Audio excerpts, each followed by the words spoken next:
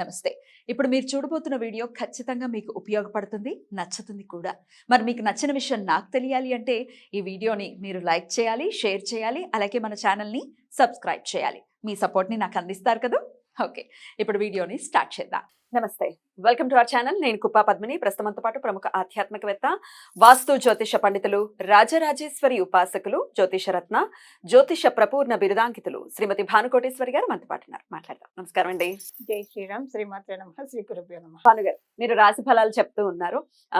Feb 6th నుంచి March 15th వరకు ఈ 45 రోజుల పాటు కూడా ద్వాదశ రాశుల వాళ్ళకి కుజ భగవానుడి గమనం రీత్యా ఎలాంటి రిజల్ట్స్ వస్తాయనేది ఆల్రెడీ మాట్లాడుకుంటూ ఉన్నాము. 6 రాశుల గురించి ఆల్రెడీ మాట్లాడుకున్నాం. ఇక తులా రాశి వారికి ఈ 45 రోజులు ఎలా ఉంటాయి భానుగారు? తులారాశిలో పుట్టిన వాళ్ళకి చతుర్థ స్థానంలో జరుగుతూ ఉంది. చతుర్థ స్థానంలో రుచక మహాపురుష యోగం వర్తిస్తూ ఉంది.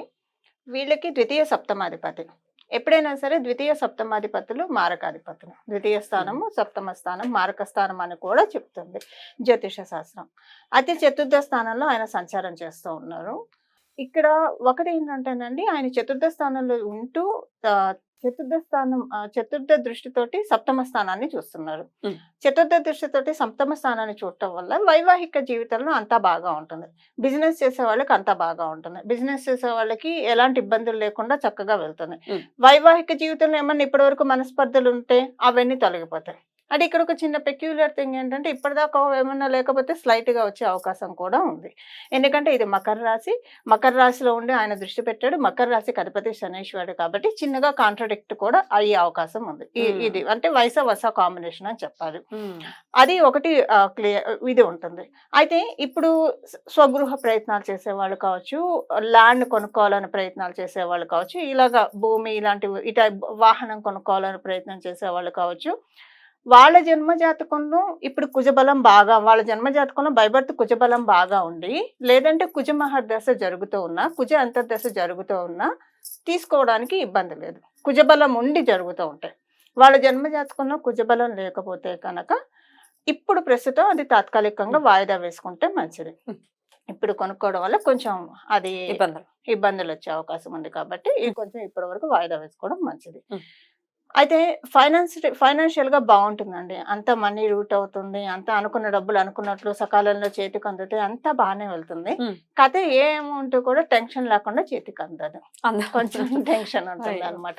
అనుకున్న అమౌంట్స్ ఏవైనా సరే రావాల్సినవి కావచ్చు, లేదా ఇప్పుడు కొంతమంది ఇప్పుడు సేల్స్ ఫీల్డ్ లో ఉంటారు.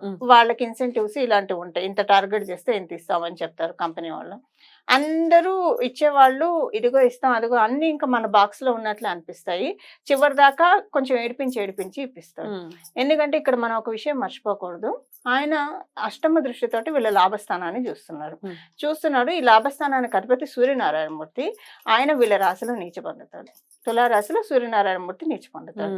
అందువల్ల ఏంటంటే వస్తాయి డబ్బులు అయితే రూట్ అవుతాయి, కానీ కొంచెం టెన్షన్ అనమాట. లాస్ట్ వరకు కూడా ఆ టెన్షన్, ఆ చిన్న ఫ్లేవర్ ఇచ్చి అప్పుడు ఎప్పుడైనా ఒక విలువ మనకి తెలిసి రావాలంటే దేనికైనా చిన్నగా టెన్షన్ పడితేనే ఆ విలువ మనకి తెలిసి వస్తుంది. అందులో ప్రత్యేకించి డబ్బు విలువ తెలిసి రావాలన్నా, కాలం విలువ తెలిసి రావాలన్నా, ఎప్పుడైతే మనం వేస్ట్ చేసుకుంటున్నామో అది విలువ తెలిసి రావాలంటే ఇలాంటి టెన్షన్స్ సహజంగా వస్తూ ఉంటాయి. అంటే వీళ్ళు ఇలా ఉన్నారని కాదు నేను చెప్పే ఉద్దేశం, బట్ ఇంకా బాగా ఫామ్ గా ఇవ్వడానికి ఇలాంటివి జరగడానికి కొంత అవకాశం ఉంది.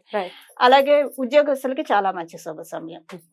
అంటే ఈ సేల్స్ ఫీల్డ్ వాళ్ళని మినహాయించి, అంటే ఈ సేల్స్ మార్కెటింగ్ ఇలాంటి వాళ్ళని మినహాయించి మిగతా వాళ్ళకంతా బాగుంది. వీళ్ళకి కూడా బాగుంది. కొంచెం ఆరాట పోరాటాలతోటి మనీ రూట్ అవుతుంది. అలాగే ఉద్యోగస్తులు ఎవరైనా ఇప్పుడు బోనస్ కోసం కావచ్చు, ఇంక్రిమెంట్ కోసం కావచ్చు ప్రయత్నిస్తుంటే వాళ్ళకి కూడా సేమ్ థింగ్ అప్లికేబుల్ అవుతుంది పద్మిని. సో వ్యాపారస్తులకైతే బాగుంది. వ్యాపారస్తులకి ఎలాంటి ఇబ్బంది లేకుండా మనీ రూట్ అవుతుంది. హెల్త్ ఎలా ఉండబోతుందండి?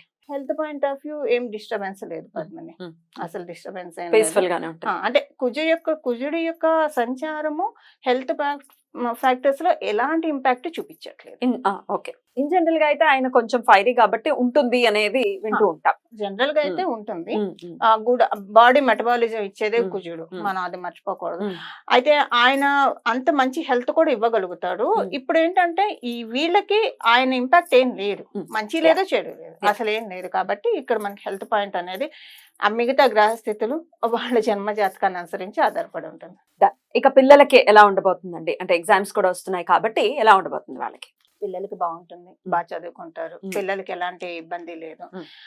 ఎవరైనా ప్రెగ్నెంట్ లేడీస్ ఉంటే వాళ్ళకి కూడా హెల్త్ అంతా స్మూత్ గా ఉంటుంది. దీనివల్ల అంటే ఈ సంచారం వల్ల ఇబ్బంది అయితే ఏం లేదు. మ్మ్. విద్యార్థులు కేజీ నుంచి పీజీ వరకు కూడా ఏమి ఎఫెక్ట్ ఏమి చూపించట్లేదు కుజ భగవానుడి సంచారం.